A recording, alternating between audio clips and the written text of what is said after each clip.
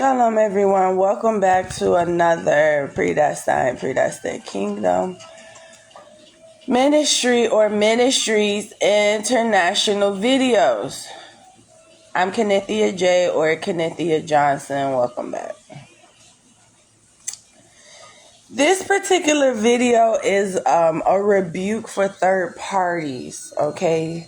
A third party is basically you trying to join with someone and they are not acknowledging you as the person that they want. And so, but you continuously say, but I'm fighting for them, but I love them, and they like this. They don't even see you. And so they have someone that they've said, okay, I want to take this person. You are now a third party. You're in the way. It's like going the way I saw it with the Lord or with my man. Sorry. Which one was it? The way I saw it is, it's like you want this particular wedding dress that don't fit you. It may have fit you once upon a time. You may have had it, or you may have tried it on. But there's another body that this dress is connected to now. And so it's been sold. But you keep trying to go after this dress or this man. And so now you're a third party. That's dangerous, because if you don't stop, the prayers get worse. And then consequences and punishment start getting worse. Some of y'all have daughters that y'all using. Some of y'all just not using y'all kids, and y'all just see this man trying to move on, and it's just no, but I'm going to keep fighting for him. That's what God keeps saying. You can't, you look stupid, all y'all. Why not get a man now? Especially because you guys have had multiple sex partners and they are already celebrities. So the fact that y'all keep doing that for this one, you could be missing your real one. Y'all got to be careful with that, being distracted. And God keeps saying, move on from the past. Move on from the past. One of you, I'm not sure if he has sex with you or not. It's so please, we was out here. Anyway, I don't know, because of your age. I don't know if you're just shooting your shot.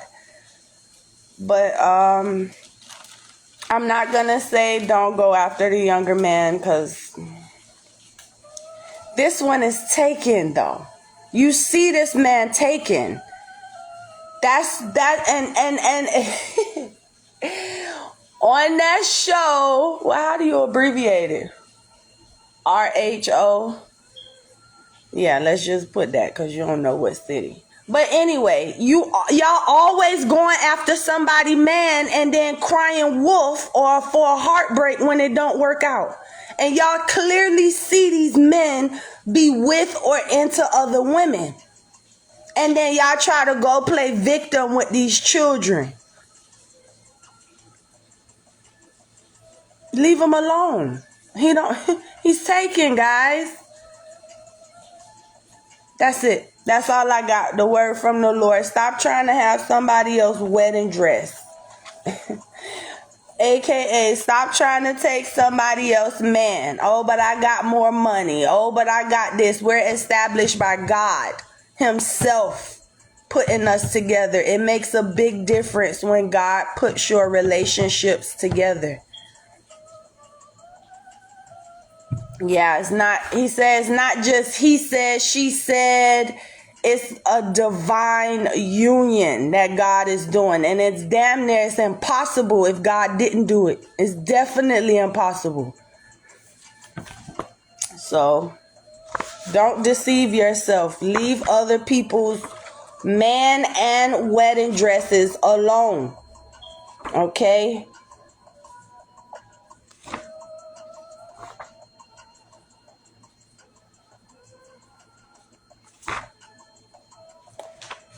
The prophet Samuel, 1 Samuel 3:20, and all Israel from Dan even to Beersheba knew that Samuel was established to be a prophet of the Lord. Did it say Samuel was a selfie prophet?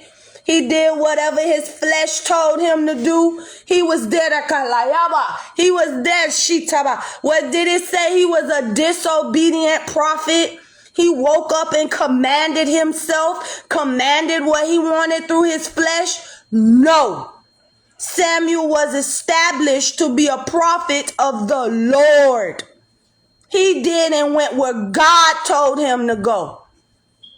He didn't just wake up and go trespass all day and night over his ex-house, but he actually had missions. He had a calling. He had people to go see.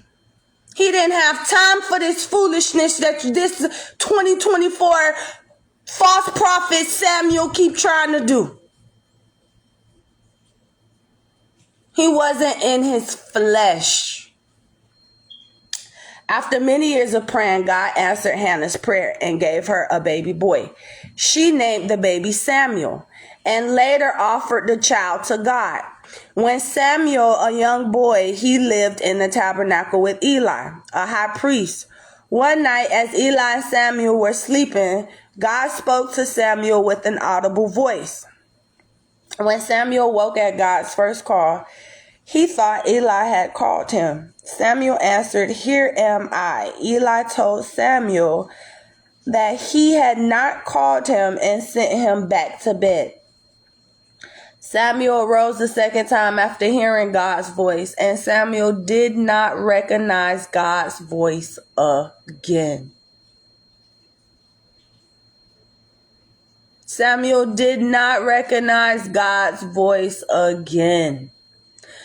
After God called Samuel the third time, he went again to Eli. Then Eli knew it was God calling him. Eli instructed Samuel how to answer God the next time he spoke. He told Samuel what to say.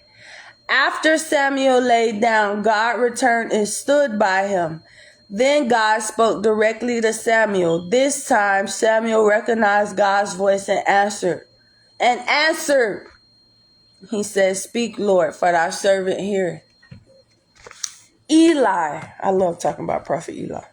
Take me to a happy place a little bit.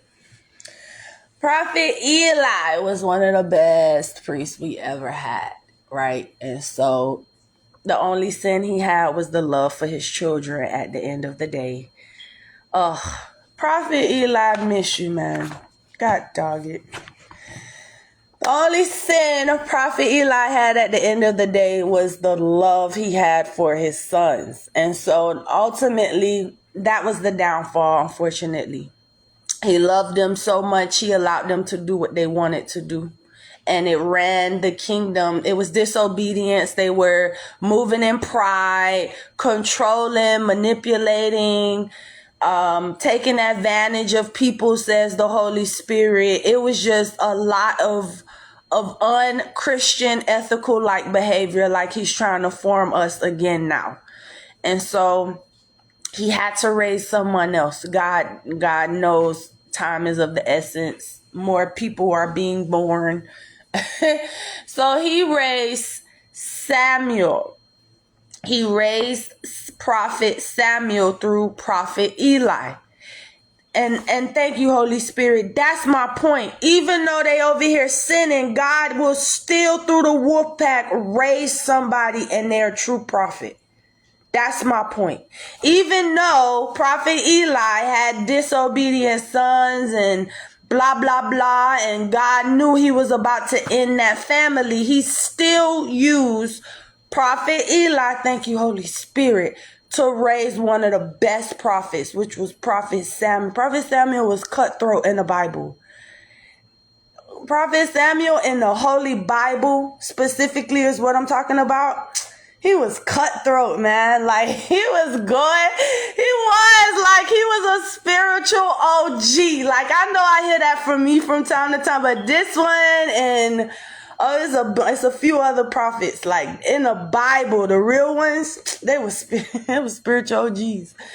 They didn't question when God told them to go. They went. They didn't care the looks or the conversations that was had about them. Like, they was blessed. They of course they went through their days and all of that.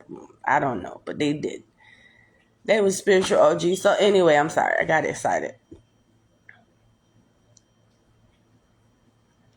Prophet Eli raised this prophet because God was ending his reign at the end of the day. Prophet Eli had to go because he had disobedient daughters or sons in this case. So we've been talking about this for a long time, and I know God been speaking to the specific person concerning this word. But there's about to be a switch because of that. So, I mean, it's here. It's in the word. This is what God is doing. He's speaking. Prophet Eli had to step down, and Prophet Samuel only. It won't be this Prophet Samuel. This Prophet Samuel is not listening to the Lord. He keep being disobedient.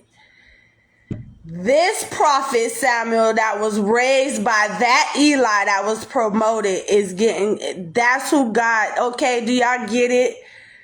Okay, there was somebody raised by this pastor that's getting ready to resign or leave, and they're gonna come and start leading that church, or they're gonna come and just start leading how God tells them to lead. Okay. And it could be specifically for Prophet Samuel because of his disobedience. This word could go in so many ways. God himself has to convict you of what he's saying. But it could, that's what I'm saying, could be both ways. Like, is two people being raised, one from the prophet Eli house and one from the actual prophet Samuel, due to him being disobedient and following his own flesh, which is what God has been saying. Don't lose your promised land because you think you're so big that you only have to listen to yourself, that you don't hearken unto the voice of God no more. Anytime we get that big and we're in his power like this, where we could pray and he answer us, he's holding us up to a higher standard than the rest. We're supposed to be more mature, more obedient. And it's not that we're not human and things don't break our heart, but you have to let stuff go. You don't have the power, the willpower to will other humans to do what you want them to do.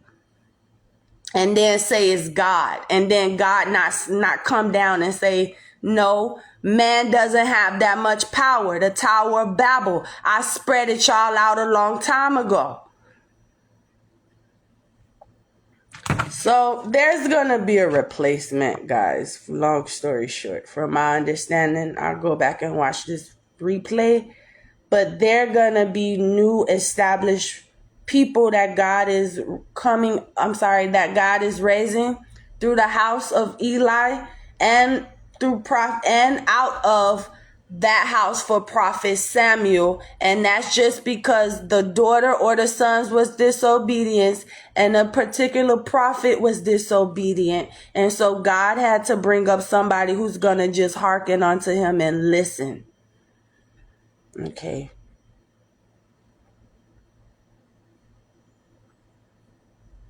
And so I'm going to actually read the next devotional. Saul becomes Israel's first king. But the thing displeased Samuel when they said, give us a king to judge us. And Samuel prayed unto the Lord. Yes, thank you, Holy Spirit.